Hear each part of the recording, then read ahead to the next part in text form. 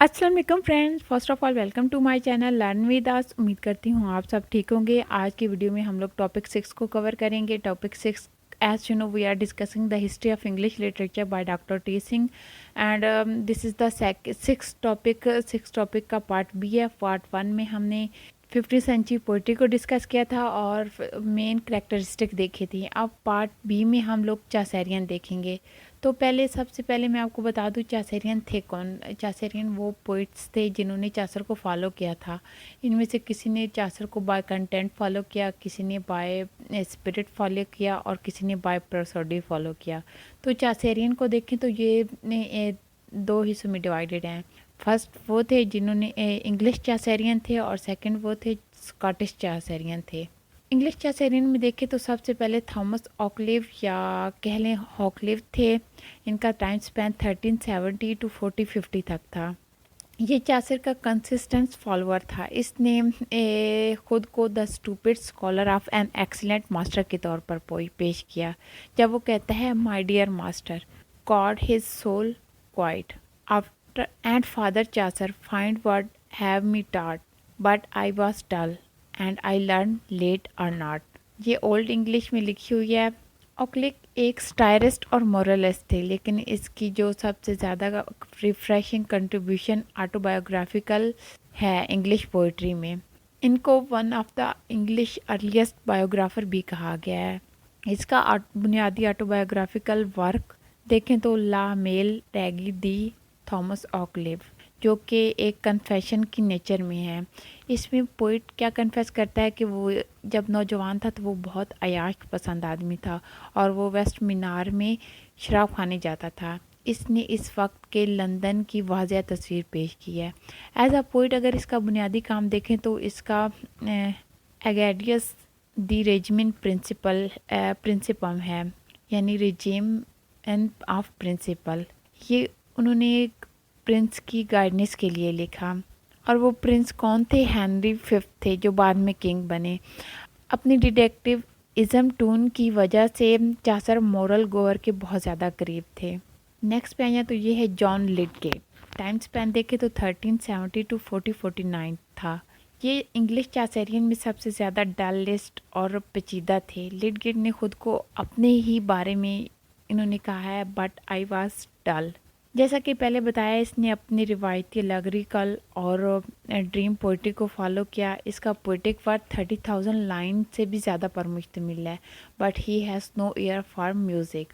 और इसने प्रोसोडिक के बुनियादी असूलों को भी बुरी तरह वायलेट किया है और इसके पास स्पिरिट और म्यूज़िकल टच भी नहीं था जो चासर अपने काम में लेके आए थे। इसका बुनियादी काम देखें तो इसका बुनियादी काम में the try book, the story of the thieves, the fall of princess and the pilgrimage of the life of man.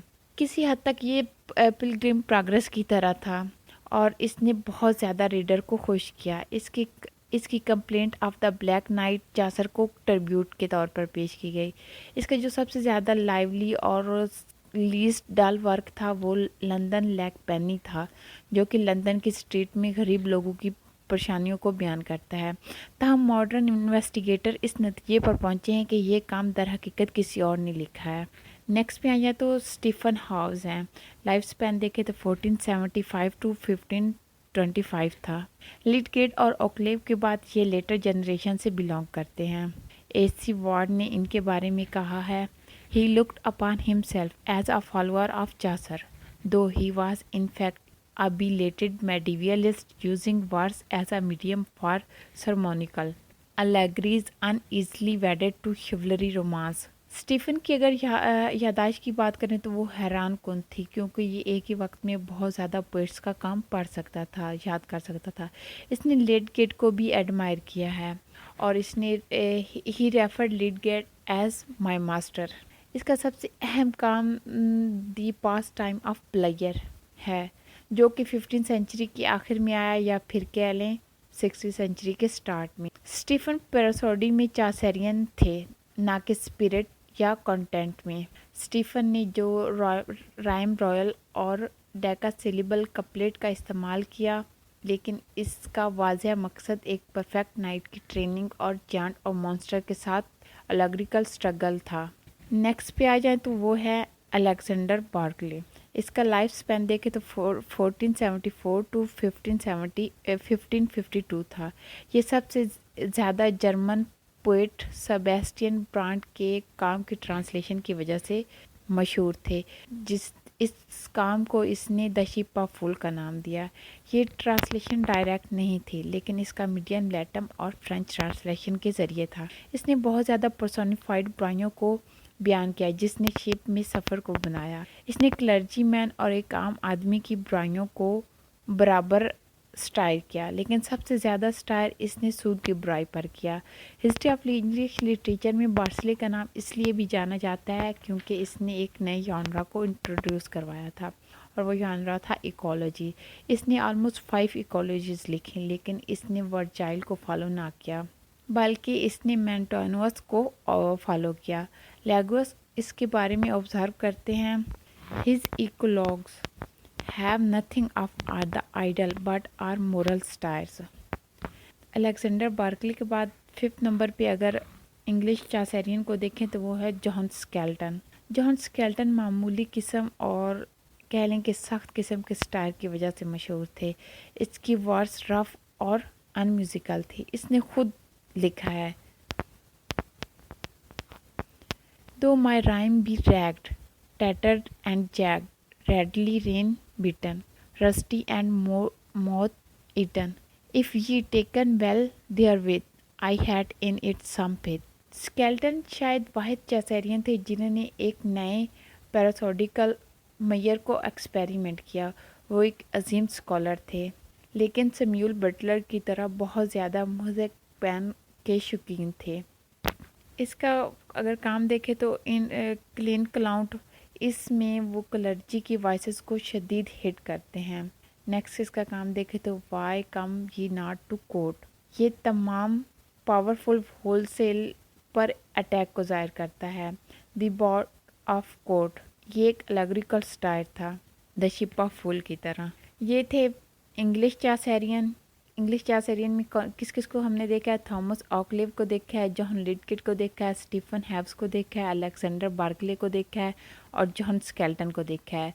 English चासेरियन की जो तादाद थी वो 5th थी, जबकि स्कॉटिश चासेरियन की तादाद 4th थी। तो अब हम स्कॉटिश चासेरियन को देखते हैं। स्कॉटिश चासेरियन को चलो डिस्कस करते हैं। 5th सेंचुरी स्कॉटिश पोइट्री का ग्लोरियस पीरियड था। इंग्लिश चासेरियन की निस्बत स्कॉटिश चासेरियन ने चासर की पोइट्री के स्पिरिट को बहुत पुरअसर तरीके से कैप्चर किया। उनकी पोइट्री रिट्रोग्रेसिव नहीं थी, बल्कि प्रोग्रेसिव थी। चलिए स्कॉटिश चासेरियन के कुछ अहम काम को डिस्कस कर लेते हैं। सबसे पहले देखें तो जेम्स वन ऑफ स्कॉटलैंड, इनका टाइम स्पेन देखें 1349 टू 1437 था। ये अपनी किताब किंग क्विज यानी किंग्स बुक की वजह से जाने जाते हैं। इन्होंने अपनी ये बुक अपनी कैद के दौरान लिखी। ये बुक इनकी ज़िंदगी के एक रोमांटिक वाक़ये की याद में थी। 11 साल की एज थी जब किंग को गिरफ़्तार करके इंग्लैंड में 18 साल से ज़ायद अरसे के लिए कैद कर दिया गया था। कैद के दौरान एक दफ़ा ऐसा हुआ कि उसे अपनी विंडो से जॉन ब्यूफोर्ड की एक स्टनिंग ब्यूटी की झलक नज़र आती है। जॉन ब्यूफोर्ड कौन थी? ये अर्ल ऑफ सॉमरसेट की बेटी थी। जेम्स वन जब आज़ाद होते हैं तो 1424 में इसे शादी कर लेते हैं। अपनी पोएम में वो अपनी स्टोरी को बहुत सिंसियरली बयान करते हैं, ना कि चासर जैसे कि ड्रामेटिक रियलिज़म में। चासर ड्रामेटिक रियलिज़म में यूज़ करता है, बल्कि वो अपनी स्टोरी को सिंसियरली बयान करता है। जेम्स वन ने 7 लाइंस का पेंटामीटर स्टेंसे को इस्तेमाल किया। राइम स्कीम देखें तो ABABBEC है, जो कि चासर ने फर्स्ट ट्रायलस एंड क्रीसीड में यूज़ की। एज अ जेम्स वन यानी एज अ किंग के तौर पे जब उसने ये यूज़ की तो ये राइम रॉयल के नाम से जानी गई। नेक्स्ट पे देखें तो रॉबर्ट हेनरी सन है, टाइम स्पेन इनका 1425 टू 1500 है। ये अपनी बुक टेस्टामेंट ऑफ क्रीसेड की वजह से जाने गए, जिसमें इसने चासर की ट्रायल्स एंड क्रीसेड को कंक्लूजन को दोबारा से रिकास्ट किया। चासर की पोएम में क्या होता है? क्रीसेड ट्रायल्स को डायमंड की वजह से धोखा देती है और ट्रायलस की डेथ हो जाती है। हेनरी सन अपनी पोएम में ट्रायलस को जिंदा रखता है और डायमंड से मासूम क्रीसीड को धोखा दिलाता है, जो कि लेप्रोसी में मुब्तला थी और भीख मांग रही थी। इस दौरान क्या होता है, ट्रायलस अचानक से वहाँ आता है और इसे पहचाने बिना इसे भीख देता है, लेकिन क्रिसिड जानती थी कि वो कौन है और इसके जाने के बाद ज़मीन पर गिर जाती है, लेकिन मरने से पहले वो एक अंगूठी ट्रायलस को देती है, जो बाद में उसकी कब्र पर Tom of marble grey erect करवाता है। हैनिसन की पोएम उसी मेयर में लिखी गई जिसमें चासर ने अपनी पोएम लिखी थी, यानी राइम रॉयल में, और वही करेक्टनेस और वही म्यूज़िकल एक्चुअलिटी को इस्तेमाल किया गया जो चासर ने इस्तेमाल किया। इसका दूसरा अहम काम 13 एसोपियन फैबल्स पर मुश्तमिल है। James one of Scotland Robert Henryson के बाद विलियम डंबर आते हैं, तो इनका लाइफ स्पैन 1465 टू 1530 तक था। ये सबसे ज़्यादा अहम हैं, हत्या कि हैनिसन से भी इन्हें बाज़ दफ़ा दी चासर ऑफ स्कॉटलैंड का नाम भी दिया गया। इन्हें चासर और स्पेंसर के दरमियान ग्रेटेस्ट ब्रिटिश पोइट भी कहा गया है। इसकी पोएम आमतौर पर शॉर्ट होती हैं, इनमें से बहुत सी जो मेडिवियल फॉर्म में कास्ट हैं। चासर और हैनिसन की तरह इसमें ऑब्जर्वेशन की सलाहियत ना थी, लेकिन he has to a rare degree one never reached before him and seldom since virtuosity of style and versification. He dazzled the eyes and ravished the ears. इनके बारे में ये कहा गया है। नंबर के काम को 3 हिस्सों में तकसीम किया गया है। फर्स्ट में फॉर्मल एलेगरी है, सेकंड में कॉमिक एंड स्टोरिकल वर्स हैं और थर्ड में रिलीजियस पोइट्री है। अगर फर्स्ट कैटेगरी की बात करें तो इसमें द गोल्डन टर्च है, बेस्ट नाउन बुक है, जो हम ऑलरेडी डिस्कस कर चुके हैं। इससे हट के the thistles and the rose, the brevity and the prisoner first category में फॉल करते हैं। सेकंड कैटेगरी को देखें तो most prominent and most characteristic poem the dance of the 7 deadly sins है। In third category there are many hymns written by him. Fourth पे आ जाएं तो गैवन डॉगलस हैं, इनका लाइफ स्पैन 1475 टू 1522 है। He is well known for his 2 allegorical poems. कौन कौन से? The palace of honour, King Hart, ये इनकी वजह से जाने जाते हैं। पुलिस ऑनर जो है ये चासर के हाउस ऑफ फेम को इमिटेट किया गया है। द पुलिस ऑफ ऑनर में ये 9 लाइन स्टैंजा में लिखा गया और वाज़ह तौर पर चासर के हाउस ऑफ फेम को इमिटेट किया।